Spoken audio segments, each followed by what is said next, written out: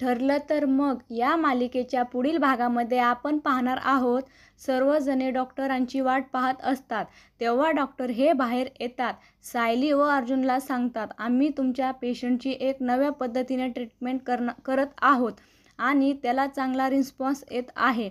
मला वाटते तुमचे मधू भाऊ आता लवकरच कोमातून बाहेर येतील. आणि तेव्हा अर्जुन आणि सायली दोघेही आनंदित होतात. त्यानंतर आपण पाहतो सायली अर्जुनला बोलते, अमपतला अतिशय नीच प्रवृत्तीचा माणूस आहे. मुलीने खून केला म्हणून त्याची मुलगी ही शिक्षा भोगत आहे आणि हे सर्व समजून घेण्यासाठी दुसऱ्यांना देखील मारायला बसलेला आहे. आता पोलीस त्याचं काम करतील, परंतु आता मी पोलिसांच्या अगोदर माझं कर्तव्य करणार आहे, असे ती अर्जुनला सांगते. त्यानंतर आपण पाहतो सायली आणि अर्जुन दोघेही महपतकडे गेलेले असतात आणि सायली ओरडून बोलते, महिपत, तुझ्यामुळे आज माझे मधू भाऊ कोमामध्ये गेले आहेत. ते आता तर कुठे त्यांच्या नवीन जीवनाची सुरुवात करत होते. तुला त्यांचं तेवढं सुख देखील पाहवलं नाही का?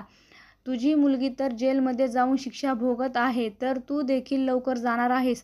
असे बोलल्यानंतर महिपतला राग येतो आणि तो सायलीवर हल्ला करणार तेव्हा अर्जुन महिपतचा गळा दाबतो, त्याला मागे ढकलतो आणि तेव्हा अर्जुन आणि महिपत दोघे एकमेकांकडे अतिशय रागाने पाहू लागतात.